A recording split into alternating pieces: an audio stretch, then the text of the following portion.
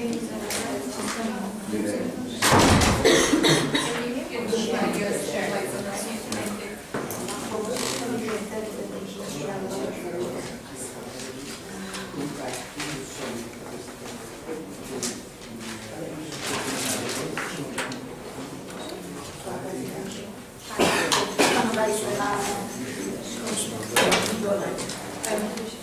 shall we start? Now, our afternoon session is, we've got just two speakers, but two very distinguished speakers. You don't know me at all. Yes, not at all. Now, first, Royal is going to talk about violence in law in women and women, and then we'll give the platform to Mr. John McLeod. Both speakers in the afternoon are well known to everybody, so I'm not going to go into the details of who they are. Dr. John McLeod has come all the way from Canada and arrived here this morning. But he looks very fresh, not that tired as we thought. And I'm really honored that he is advisor to recovery. He gives us a lot of advice, and any time that we are short of any strategies, thoughts, or anything, we know that Ramin is there to help us. So this is quite encouraging for our organization, as I think you're the only man, actually. I'm not, I'm going to change my sex. No, you're not. No, he's the only man at the board of advisors. And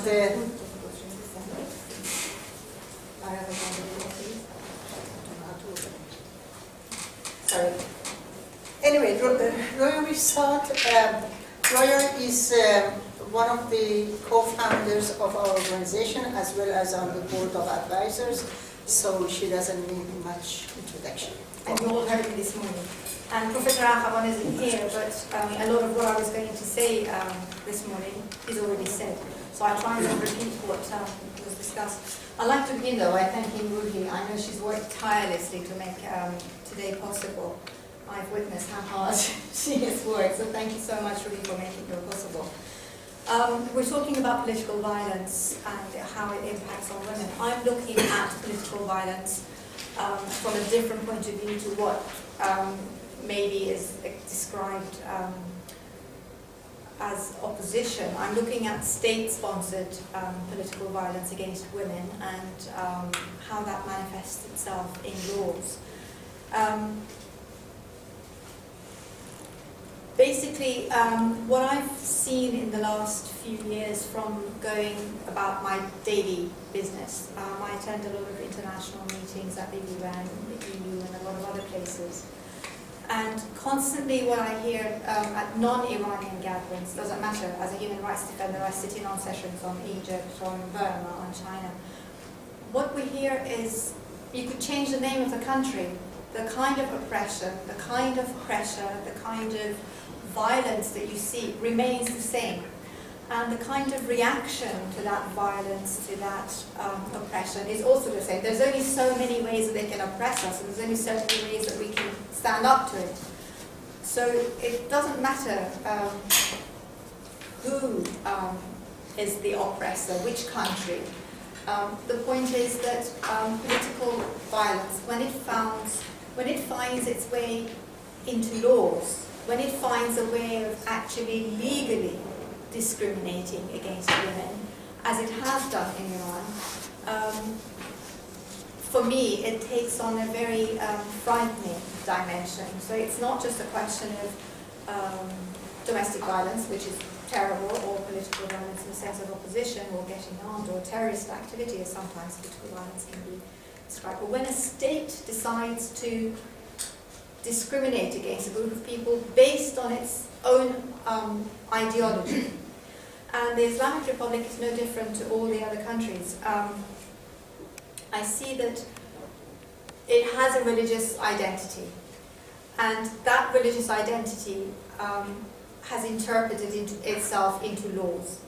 And when you look at the laws in Iran, it actually legally then means women and religious minorities are very clearly discriminated against. So I'm going to look at different aspects of this. The question of national identity, Iranian national identity, has become very strong in the face of this Islamic identity, and with this Islamic identity that legally is trying to be enforced, and culture change and all these sort of things that is trying to happen in Iran, we've got a resurgence of nationalism, Iranian national identity, but at the same time it's also given a voice to women groups' identities, lesbian, gay, that identity, and also ethnic nationality identities.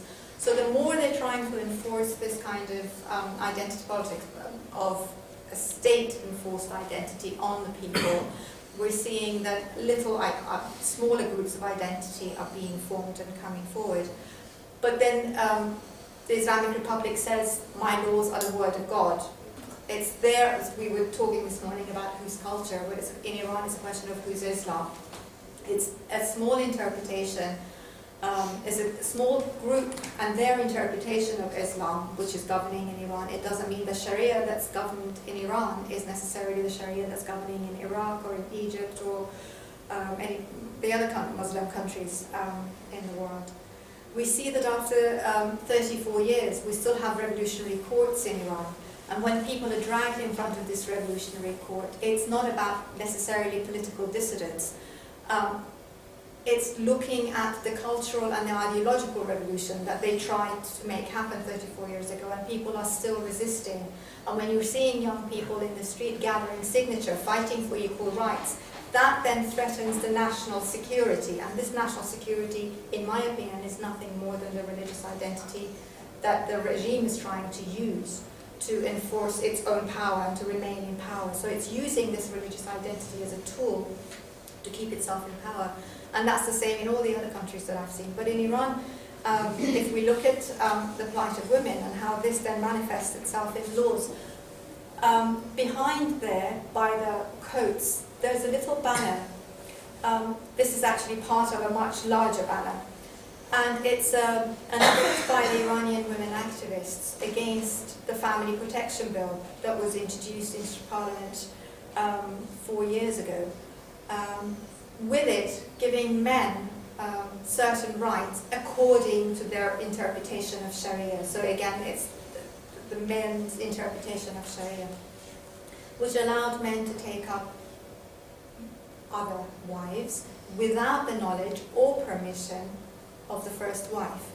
Where we were before this introduction of the new bill, man could take up another wife, but the first wife had to give permission and she had to be aware. So not only have they gone backwards, they've now tried to go even further back by saying necessarily the woman doesn't even need to know.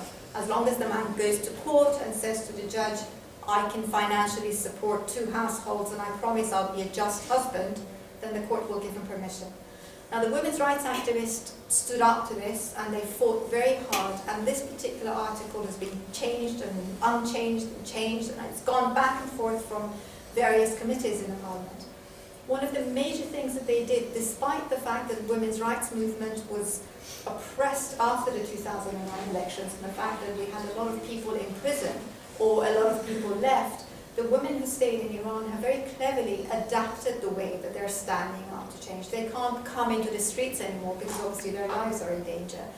So what they've done very quietly, they're researching, they've set up websites to show how they can oppose laws through finding loopholes. Like with marriage contract laws, they're finding loopholes of how they can give certain rights back to women who lose those rights as soon as they get married.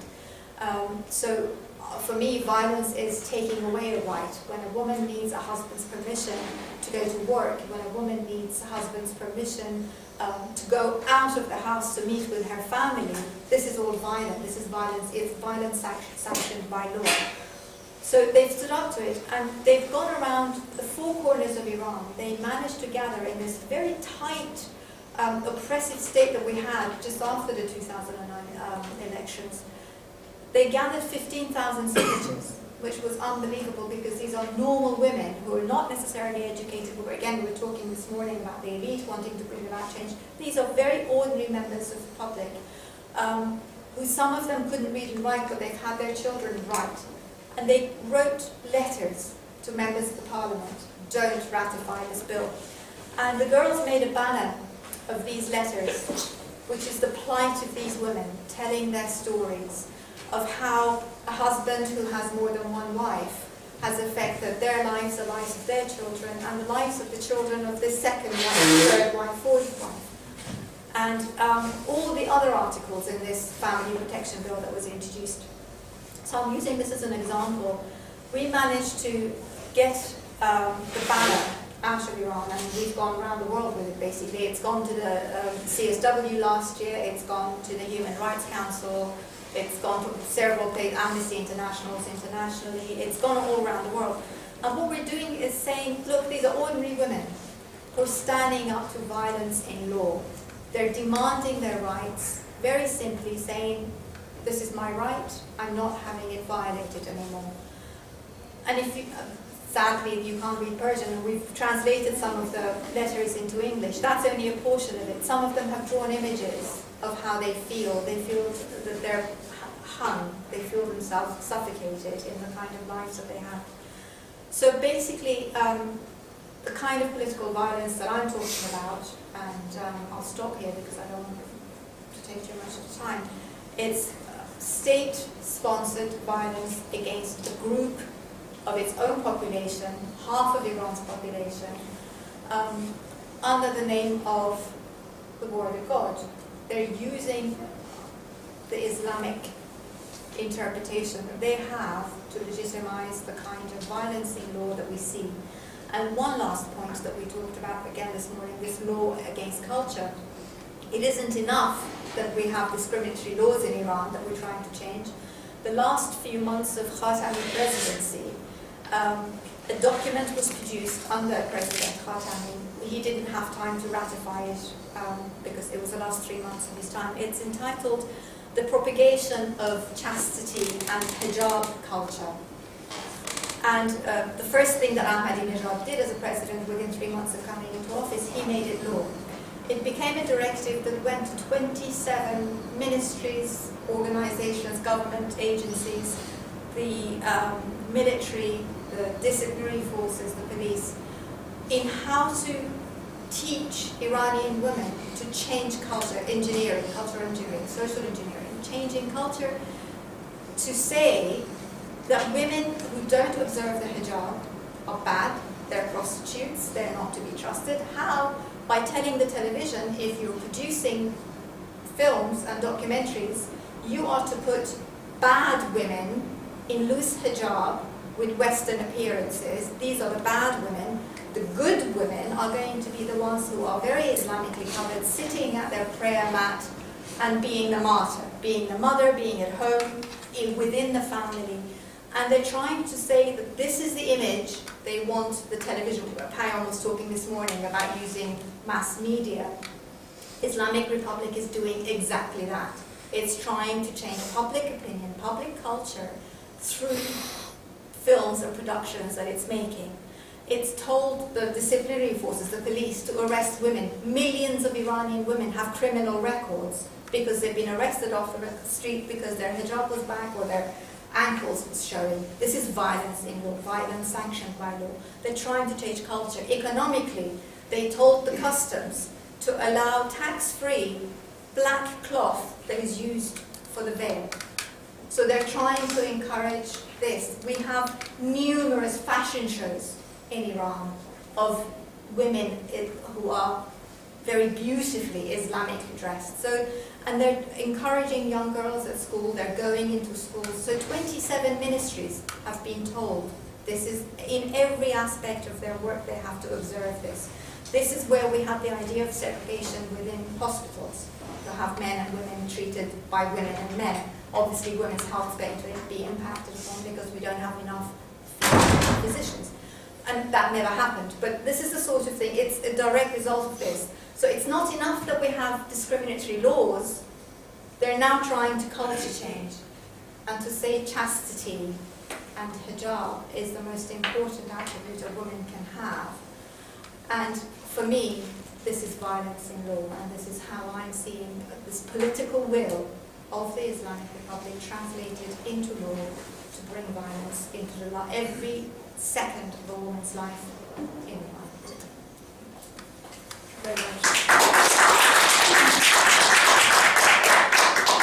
I must add one point to what Roya said, that recently, because of the decline of the number of children in Iran, recently family planning centers in Iran have been closed down, and the budget, for family planning has been cut because they want to have families to have more children.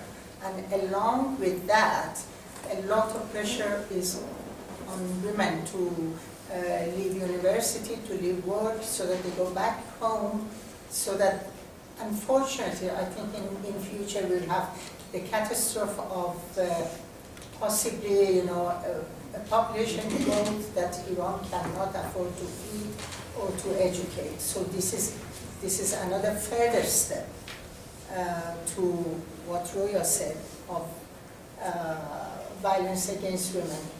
And along with that, a lot of hidden steps are taken to actually force women to have more children, to be at home, and we will see the catastrophic effects in the future. And now I would like Ramin to guide us through all 3 continents that we'll be covering this morning. Yes. Thank you very much. First of all, I have to thank Rui and Ikavi for inviting me, and I'm always happy to come here and share my views with you and learn a lot from what all of you have to say. I hope that what we have to say is going to be continues with a lot of debates and Q&A among us.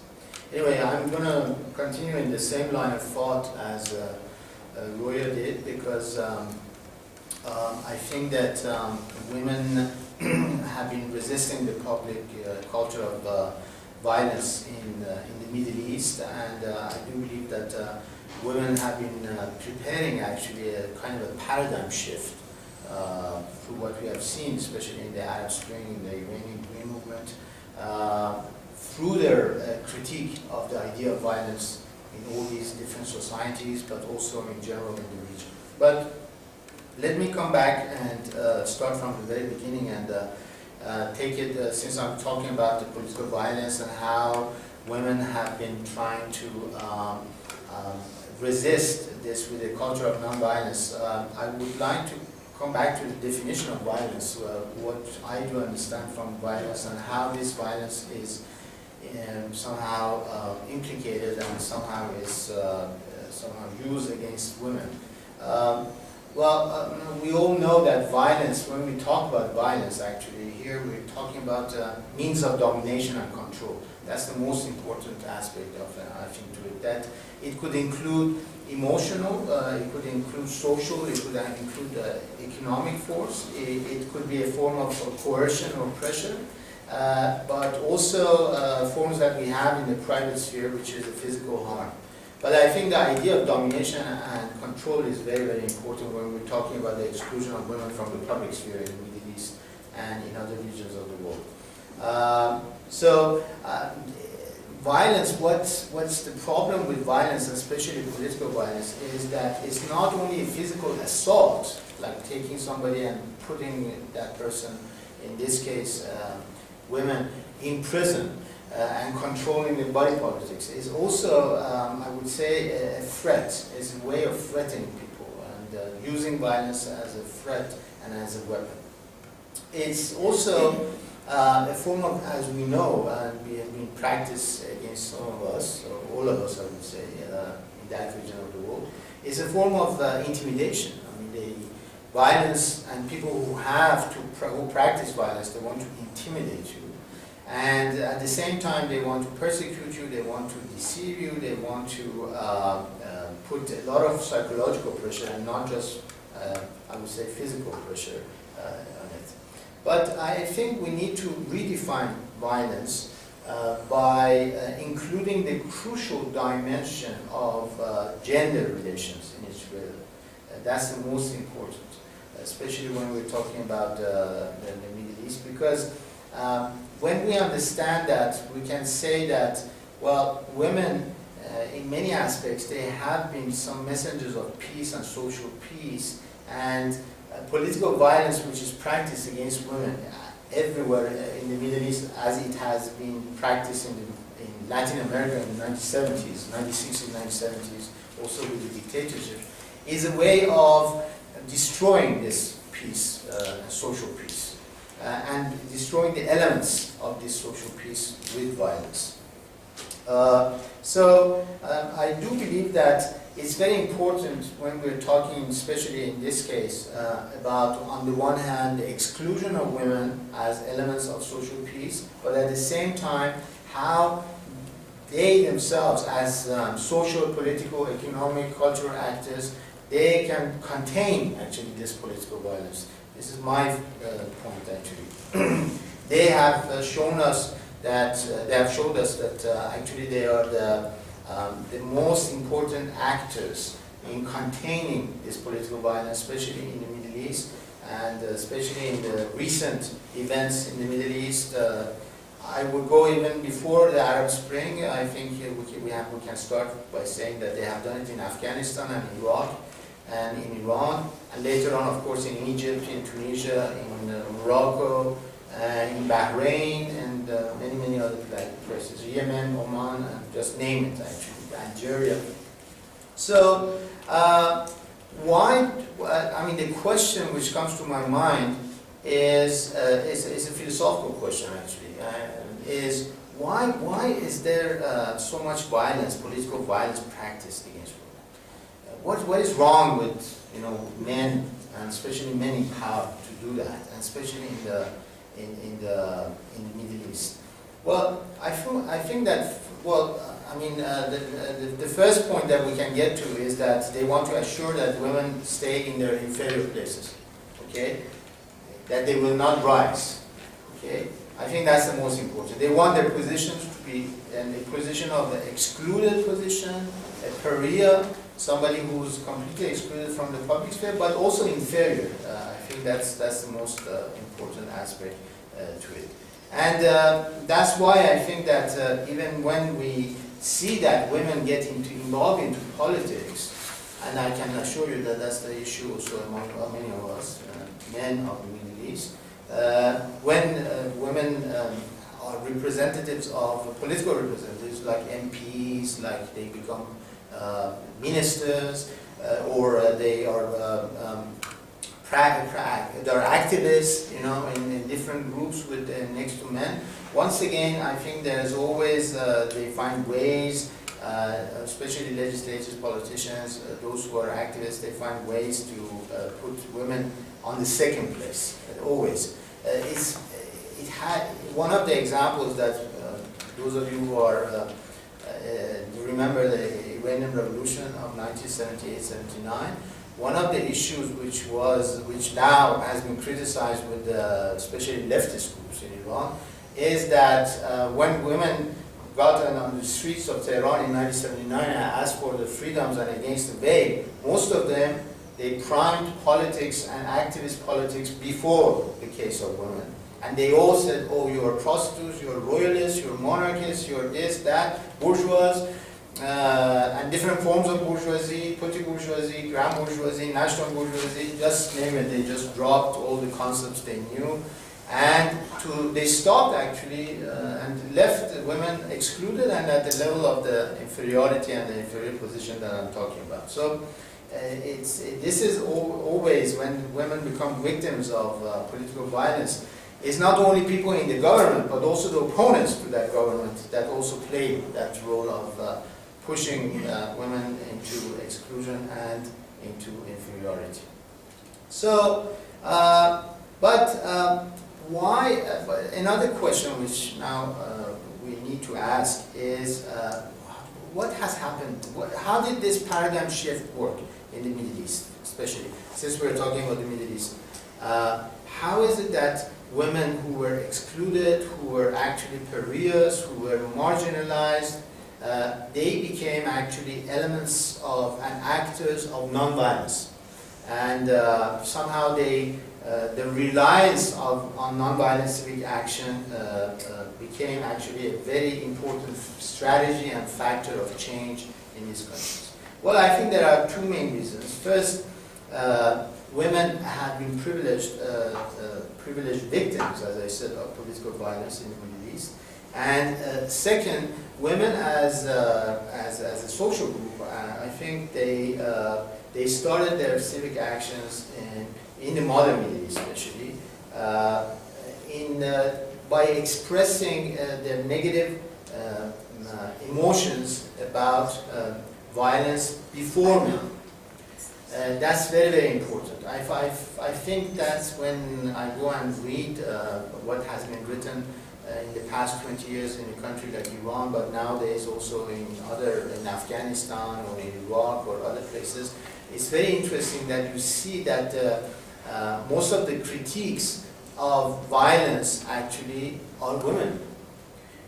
Not only domestic violence. They started by writing against domestic violence 20, 25 years ago in a country like Iran, even 30 years ago. But they are not just talking about domestic violence. They are also talking about the violence in the public sphere. And they have been the critiques. So there has been this tendency to go more than among men, which take it for granted, I think, most of the time, if they don't go and study really about nonviolence. For women, I think it came as a moral imperative, as a cultural imperative, I would say even as a gender imperative, to go and critique violence and to formulate a form of nonviolence or nonviolent action against this form of marginalization and exclusion. So this agency actually, this nonviolent agency, I think, became very, very important for transformation of the political violence in the Middle East among women. Now, when we get to the recent events in the Arab Spring, of course, we see that women, as I said, they have played such an important role in the Green Movement, especially in the Green Movement in Iran in 2009, but against Mubarak's dictatorship also. They played a very, very important role. And also in Afghanistan and Iraq, they played a very important role.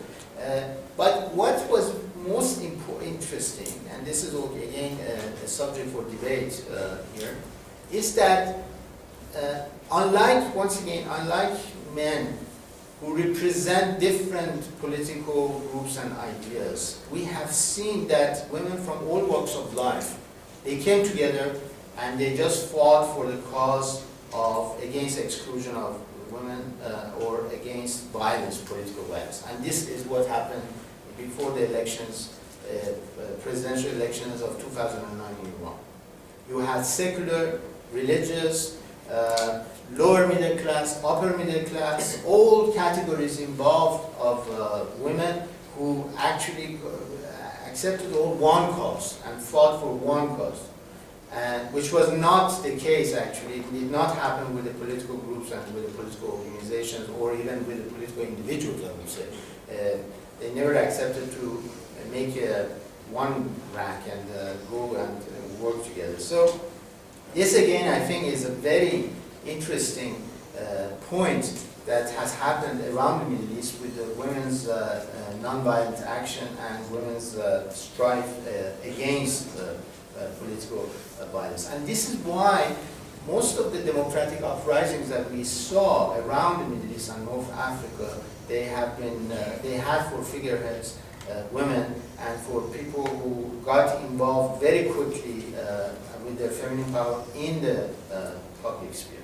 So that's also, I think, is one of the issues that we need to talk about.